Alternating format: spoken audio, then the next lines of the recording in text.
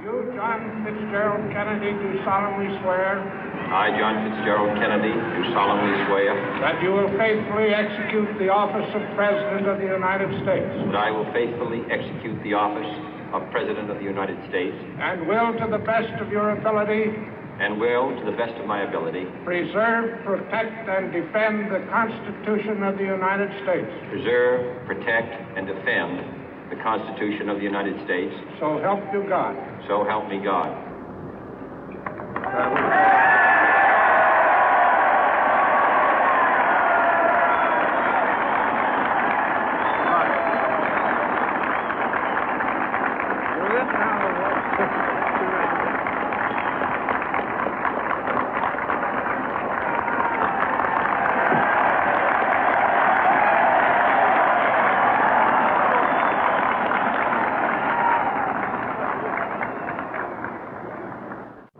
Vice President Johnson, Mr. Speaker, Mr. Chief Justice, President Eisenhower, Vice President Nixon, President Truman, Reverend clergy, fellow citizens.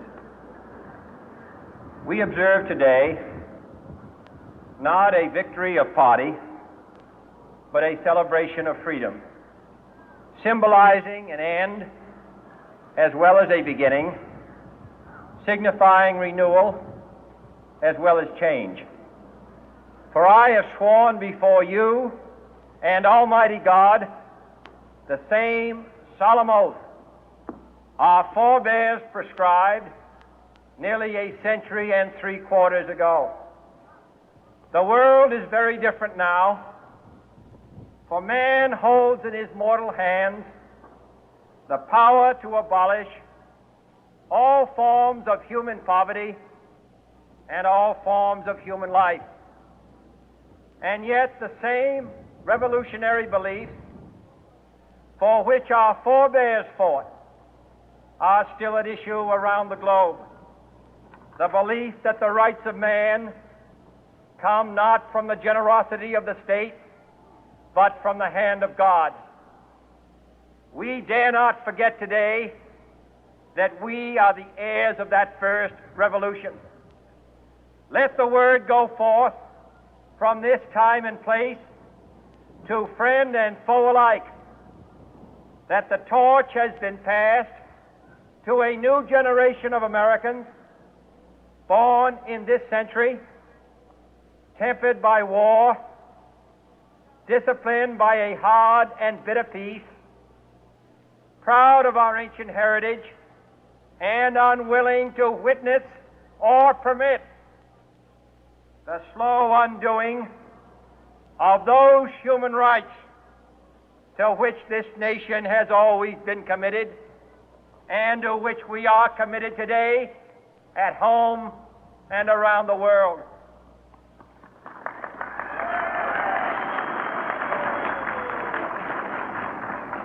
Let every nation know, whether it wishes us well or ill, that we shall pay any price, bear any burden, meet any hardship, support any friend, oppose any foe to assure the survival and the success of liberty.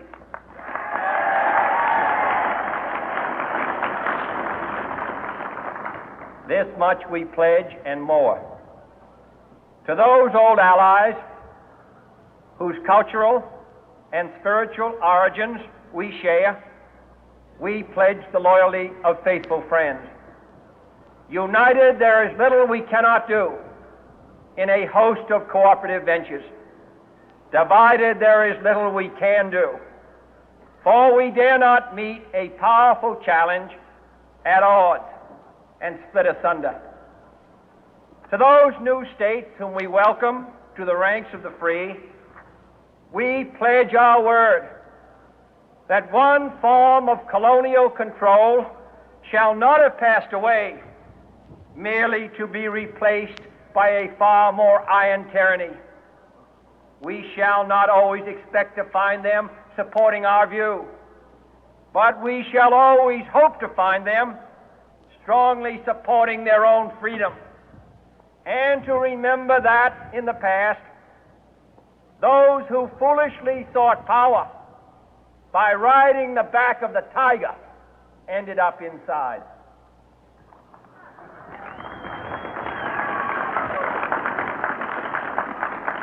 To those people in the huts and villages of half the globe struggling to break the bonds of mass misery, we pledge our best efforts to help them help themselves for whatever period is required, not because the communists may be doing it, not because we seek their votes, but because it is right. If a free society cannot help the many who are poor, it cannot save the few who are rich.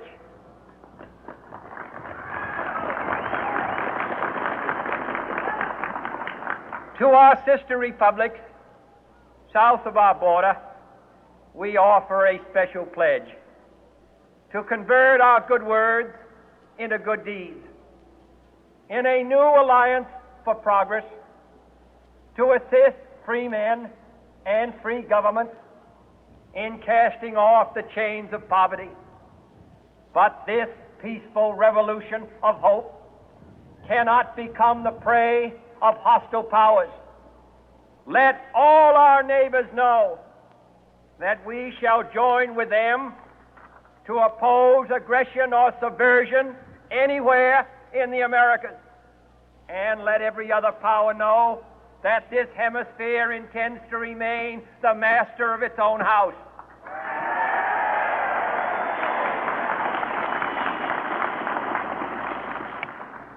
To that World Assembly of Sovereign States, the United Nations, our last best hope, in an age where the instruments of war have far outpaced the instruments of peace, we renew our pledge of support to prevent it from becoming merely a forum for invective, to strengthen its shield of the new and the weak, and to enlarge the area in which its writ may run.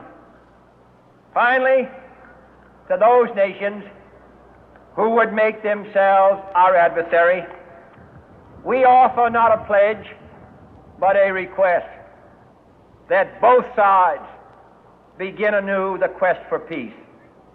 Before the dark powers of destruction, unleashed by science, engulf all humanity in planned or accidental self-destruction, we dare not tempt them with weakness, for only when our arms are sufficient beyond doubt can we be certain beyond doubt that they will never be employed. But neither can two great and powerful groups of nations take comfort from our present course, both sides overburdened by the cost of modern weapons, both rightly alarmed by the steady spread of the deadly atom, yet both racing to alter that uncertain balance of terror that stays the hand of mankind's final war. So let us begin anew, remembering on both sides that civility is not a sign of weakness, and sincerity is always subject to proof. Let us never negotiate out of fear, but let us never fear to negotiate.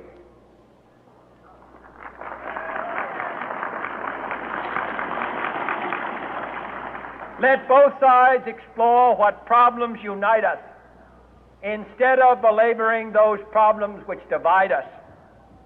Let both sides, for the first time, formulate serious and precise proposals for the inspection and control of arms, and bring the absolute power to destroy other nations under the absolute control of all nations.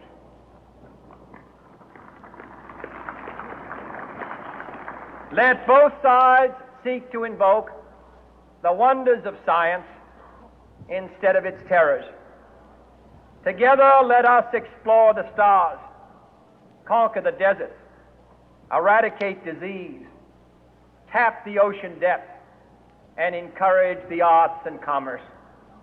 Let both sides unite to heed in all corners of the earth the command of Isaiah to undo the heavy burden and let the oppressed go free.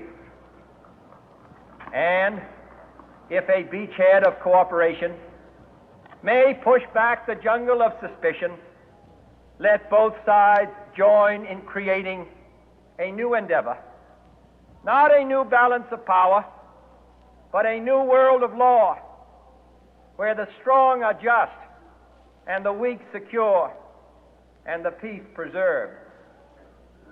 All this will not be finished in the first 100 days, nor will it be finished in the first 1,000 days, nor in the life of this administration, nor even perhaps in our lifetime on this planet.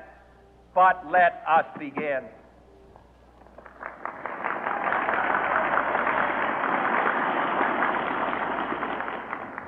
In your hands, my fellow citizens, more than mine, will rest the final success or failure of our course. Since this country was founded, each generation of Americans has been summoned to give testimony to its national loyalty. The graves of young Americans who answered the call to service surround the globe.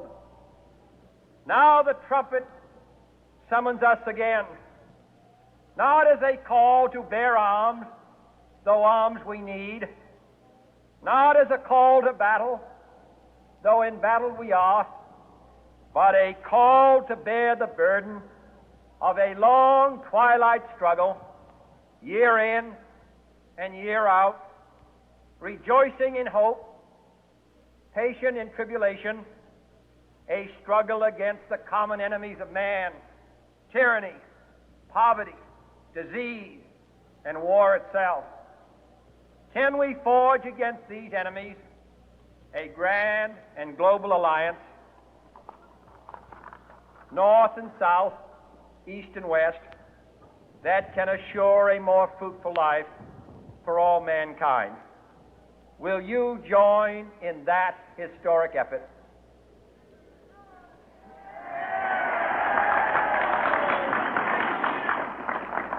In the long history of the world, only a few generations have been granted the role of defending freedom in its hour of maximum danger.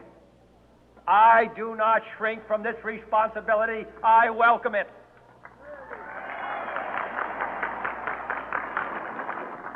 I do not believe that any of us would exchange places with any other people or any other generation. The energy, the faith, the devotion which we bring to this endeavor will light our country and all who serve it. And the glow from that fire can truly light the world. And so, my fellow Americans, ask not what your country can do for you. Ask what you can do for your country.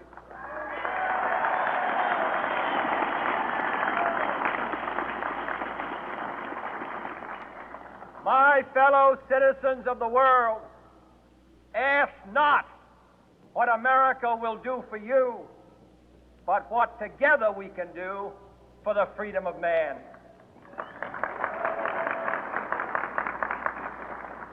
Finally, whether you are citizens of America or citizens of the world, ask of us here the same high standards of strength and sacrifice which we ask of you.